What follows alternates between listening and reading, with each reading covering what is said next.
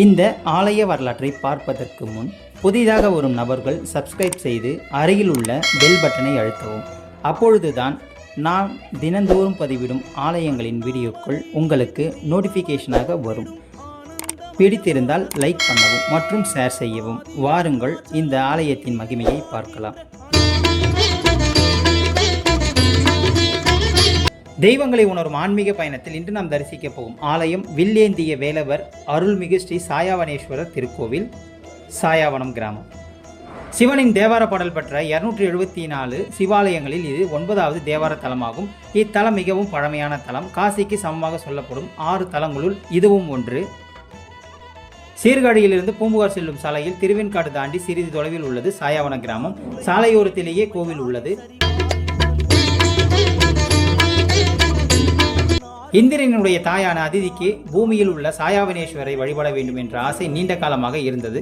அந்த ஆசையை நிறைவேற்ற அவள் பூமிக்கு வந்தாள். தாயை காணாத இந்திரன் அவள் சாய்காட்டில் இருந்ததை அறிந்து இத்தலத்தினுடைய சிறப்பை உணர்ந்து கொண்டான். அவள் தினமும் இத்தலத்தை தரிசிக்கும் வகையில் இந்த கோவிலையே தனது ஐராவத யானையை வைத்து தேர் பூட்டி இந்திரலோகம் இழுத்துச் செல்ல முயற்சித்தான். கோவிலை இழுத்ததுமே பார்வதி குயில் போல இனிமையாக கூவினாள்.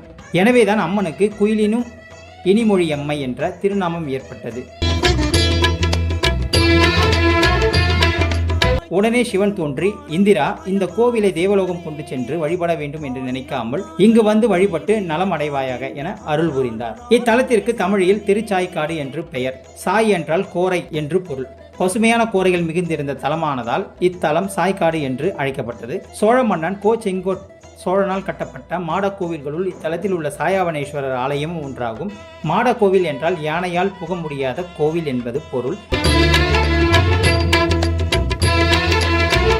இல்லை என்று சொல்லாத இயற்பகை நாயனார் பிறந்ததும் முக்தி பெற்றதும் இந்த தலம்தான். இங்கு தனியே வைக்கப்பட்டுள்ள வில்லேந்திய வேலவர் பஞ்சலோக சிலை திருமேனி மிகவும் சிறப்புடையது. 4 கரங்களுடன் வில்லேந்திய கம்பீரமாக வேலவரும் உயர்ந்த மயிலும் திகழ்ந்து காண்போர் கண்களுக்கு பெரும் விருந்தாகின்றன. இவை நெடுங்காலம் முன் கடலில் கிடைத்ததாக சொல்லப்படுகிறது. இத்தலத்தில் இறைவன் சுயம்புமூர்த்தியாக அருள்பாலிக்கிறார். இந்த கோவிலுக்கு அருகில் பூம்புகார் காவல் தெய்வமாகி சம்மங்கி அம்மன் கோவில் உள்ளது. சித்திரை பௌர்ணமியில் தொடங்கி இந்திர விழா 21 நாட்கள் நடைபெறுகின்றன. ஆடி அமாவாசையில் அன்னமளிப்பு விழா, சித்திரை வைகாசி மாதங்களில் ஏற்பகை நாயனார் பெயரில் தண்ணீர் பந்தல், மார்கழியில் ஏற்பகை நாயனாருக்கு 5 நாள் விழா, அதில் 4ஆம் நாள் அவருக்கு இறைவன் காட்சி கொடுக்கும் ஐதீகம் ஆகிய விழாக்கள் இங்கு சிறப்பாக கொண்டாடப்படுகின்றன. எதிரி பயம் இருப்பவர்கள் வில்லேந்திய வேலரை வழிபட்டு நலம் பெறலாம். வேண்டுதல் நிறைவேறியவர்கள் இறைவனுக்கும் அம்மனுக்கும் அபிஷேகம் செய்தும் புத்தாடை அணிவித்தும் சிறப்பு பூஜைகள் செய்தும் நேர்த்திகடன் செலுத்துகின்றனர். சங்கர சம்போ சிவசங்கர சங்கர சம்போ. இந்த ஆலயம் காலை 7 மணி முதல் 12 மணி வரையிலும், மாலை 4 மணி முதல் இரவு 7:30 மணி வரையிலும் திறந்திருக்கும். இது போன்ற ஆன்மீக பதிவுகளை பெற நமது சேனலை சப்ஸ்கிரைப் செய்யுங்கள். நன்றி, வணக்கம்.